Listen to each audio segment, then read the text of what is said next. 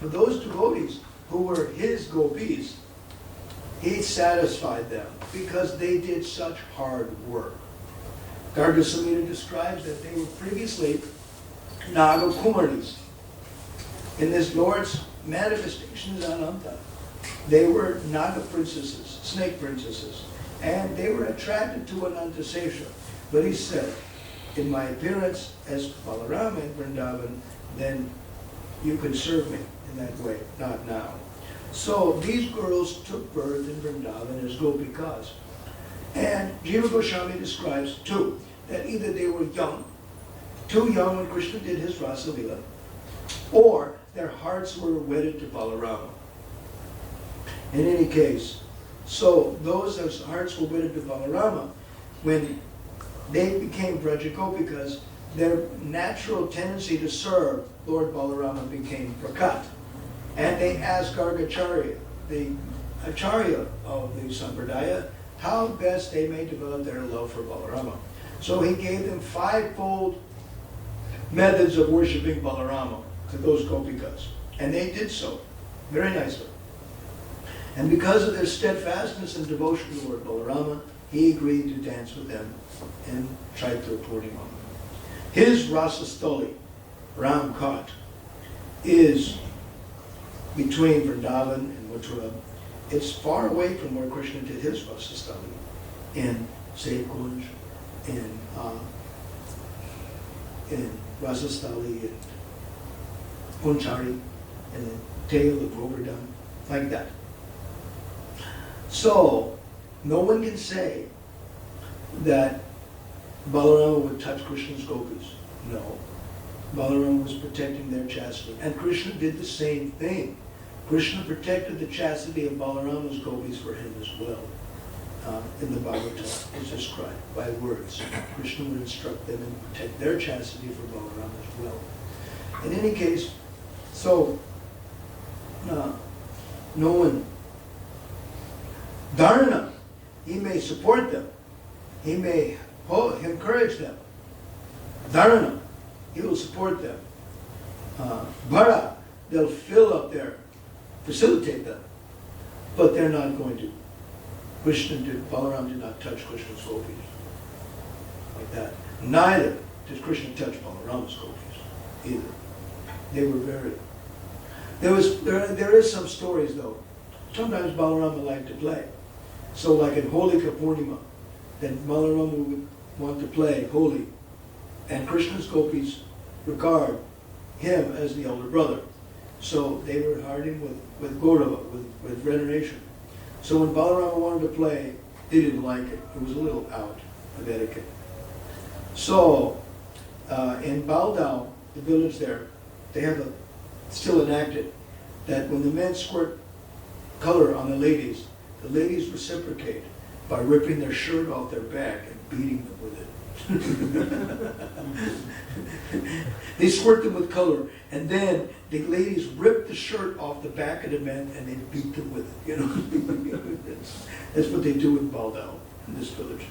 I don't know if it's done elsewhere in Raj,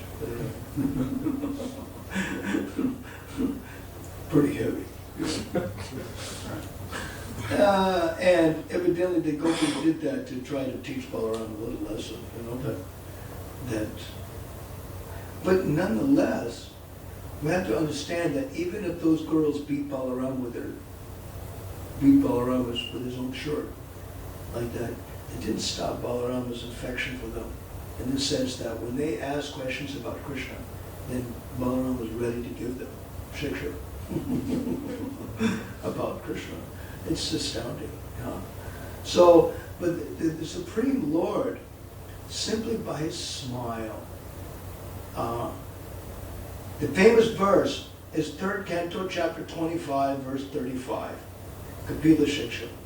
He goes, Pashanti te me ruchirani ambashanta prasanna vaktrarana lochanani rupani divyani varapradani sakam vacham spriyani amvedanti. Kapila Ji tells his mother, my dear mother, my devotees like my see my deity forms, smiling, just like the rising sun in the morning. Prasanna Bhaktarana. They see my beautiful smile, satisfied smile. Prasanna Bhaktarana Lochanani, in my eyes. Rupani Divyani, my divine forms. Varapradani, the best givers of benediction. Sakam Vacham Spriyaniyam Vedanti, and my devotees in reciprocation they speak very sweet words which touch me. How are you? You look fine today. Man, you know. It's like in Braj, winter is like very, although it's cold, the deities dress with very sweet chadras. And they look, and they're, in the morning, Mangalarti time, they're shorn of their jewelry, and they have very nice wool chadras on. And it just looks like as if you just walked into the room. Hi, Radhe, how are you? You know, you look very neat. You know, it's just like that, you know. That's how it is, you know. The Radha and Krishna look very charming, very village-like, you know, very sweet, very simple, you know, like that. Very approachable, you know, like that. And that's what this hand is called. Is called Abhaya Mudra. When they have their hand outstretched like this, the Thakurji has a hand outstretched. Like, come on, you can approach us without fear.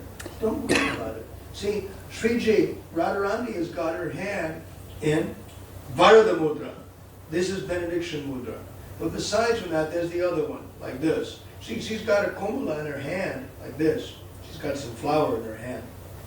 But the flower is also the komal, the lotus flower is also meant to bless the devotee. That's the idea of the komala. Komala means soft. Komalanga. Komalanga, the form of the Lord is very soft. And the komal, the flower in the hand of the goddess of fortune is a blessing. To bless the devotee. Sometimes the Lord also does it. Dunananavjam. Krishna twirls sometimes a lotus flower in his hands. So he also, Lord Vishnu also holds a lotus in his hand sometimes, like that. It's a nice flower, very soft, and it's a benedicting flower to benedict their devotees. The goddess of fortune benedicts the devotees, and by holding the lotus in her hand, and the Supreme Lord benedicts the devotees. Okay. And by their eyes, by their beautiful lochanani, by their soft eyes, smiling, sidelong glances of their eyes, they're benedicting. Krishna and Dauji would wander throughout the forest of Vrindavan, and they cast their sidelong glance on all the trees and all the animals and all the people, blessing them. You know, very, very charming like that. And when it destroys the anxieties in the hearts of the devotees. When they see the beauty of the deities, they go, wow. Ami to tomar, tumi to amar, kikajaya paridam. I belong to you, you belong to me. Is there any other wealth in this world? No, there's no problems. You know, what's your problem? We're for you, you're for us. What's your problem? I got no problems. As long as I keep thinking of you and keep looking at you, then where's the problem? And if there is a problem, it becomes insignificant, ultimately speaking. It's like in Vrindavan, there's one shloka in Vrajariti Chintamani, charming poetry, about, basically Govardhan, this Vrajariti Chintamani chapter 3 is the guidebook of Govardhan Hill. All the holy places around Govardhan Hill are glorified by Vishwanath. And it's like the tourist guidebook of Govardhan Hill, you know. Each spot, man, we should go visit it. Ooh. So he says, in one shloka, he says, Yatrasti sa chandana sara jata. There is a forest of sandalwood trees. Not tatra sarpa. But even though sandalwood trees are cooling and they attract snakes, no snake goes there. All right, satachet, even if he's there, Visham na, there's no poison. Visham chachet, even if there's poison, kvapina dukadanta, doesn't cause me problem. Darisukai kam paridasa variye. To give everyone happiness, the best servant of Lord Hari, Govardhan, makes all these arrangements. All right, there's this forest of sandalwood trees, but no snakes go there. All right, even if there's a snake, doesn't have poison. All right, even if there's poison, doesn't cause a problem.